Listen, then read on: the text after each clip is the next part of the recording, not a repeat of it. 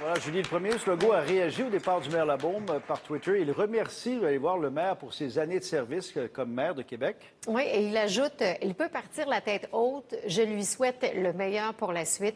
Évidemment, là, nous aurons d'autres réactions à vous présenter pendant ce bulletin. Exactement. Et on rejoint tout de suite Philippe Dubois, maintenant, du département de sciences politiques de l'Université Laval. Monsieur Dubois, le maire avait pris sa décision il y a longtemps, mais il laissait durer le suspense. Mais vraiment, sa décision était prise depuis, il dit 4 ans, là.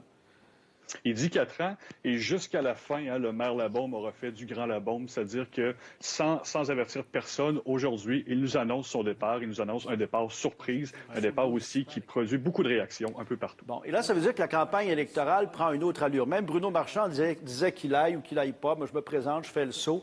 Qu'est-ce que ça peut dire pour cette campagne à venir? En fait, pour la première fois depuis 2007, l'élection municipale à Québec ne sera pas un référendum sur le maire Labaume, mais va être réellement une campagne d'idées où les candidats pourront présenter leur vision et non pas dire si le maire fait une bonne job ou pas. Est-ce que vous vous attendez à partir de maintenant à ce qu'il y ait plus de candidatures au cours des prochaines semaines là, qui s'annoncent pour la Ville de Québec? Ça pourrait effectivement encourager certaines personnes qui avaient peur ou qui n'osaient pas y aller contre le maire à réfléchir peut-être un peu plus sérieusement à une candidature. Bon, qu'est-ce qui est à surveiller côté Régis Labaume pour les prochaines semaines, pour les prochains mois? Il n'a pas dit encore qui il allait appuyer, s'il allait avoir un dauphin là, qui va appuyer dans les prochaines semaines.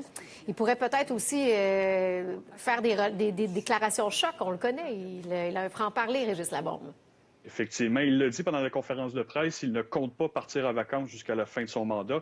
Il va travailler. Alors, il pourrait nous réserver des surprises, notamment des prises de position, peut-être aussi des règlements de compte. On sait, il s'est excusé à des journalistes. Aujourd'hui, peut-être qu'il va aussi lancer quelques flèches à des adversaires dans les prochaines semaines. Bon, alors, si c'était pris depuis 4 ans, cette décision-là, même si les relations étaient attendues avec la CAQ, bien là, de toute évidence, si on croit ce qu'il dit, c'est pas à cause de la CAQ qu'il part nécessairement.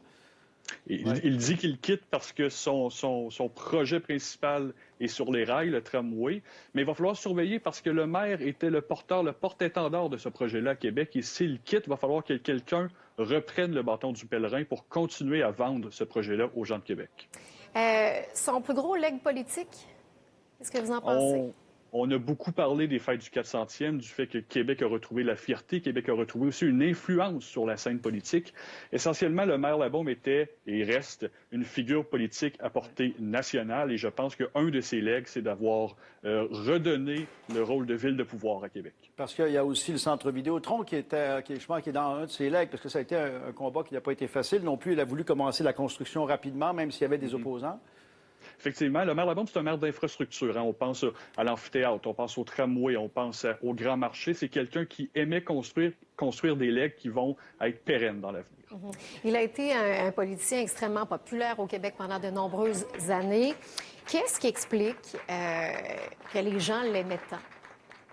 Évidemment, son franc-parler, je trouve que le style Labaume, un style qui ne fait pas l'unanimité, un style qui a fait couler beaucoup d'encre, mais je pense que les gens se sont rapidement retrouvés en lui. Il faut se rappeler, quand il est arrivé en 2007, c'était pratiquement un inconnu, et rapidement, il est allé chercher l'attention des gens, et il a su la conserver tout le long de son passage à la mairie. Bon, il disait, ma grande peur maintenant, c'est que la qualité de la classe politique diminue.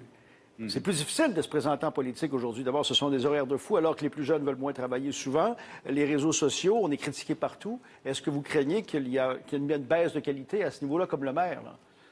Il y a une réflexion à y avoir. Notamment, les maires et les mairesses du Québec ont des rôles de plus en plus importants, des emplois, des mandats qui sont exigeants, et souvent, le salaire ne suit pas. Alors, évidemment, ça peut en décourager certains. Ceci dit, un mandat électif, c'est d'abord et avant tout une question de passion, une question de vision. Et je crois, comme le maire, qu'il y a encore des gens qui ont quelque chose à apporter en politique. Bon, selon vous, est-ce qu'il laisse une maison en ordre?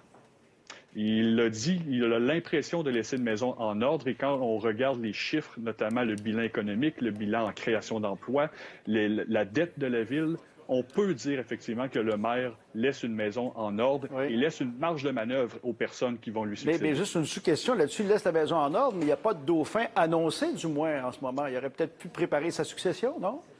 Peut-être qu'il l'a fait. Et stratégiquement, c'est avantageux pour lui, s'il a effectivement un dauphin, d'attendre avant de l'annoncer. Comme ça, ça brouille encore un peu plus les cartes pour ses adversaires. Il veut s'amuser encore quelques mois. Ouais. On le connaît, je pense que oui. Du la bombe jusqu'au bout. Il faut s'y attendre. Monsieur Dubois, merci beaucoup d'avoir été des nôtres. Bonne soirée, merci. Au revoir.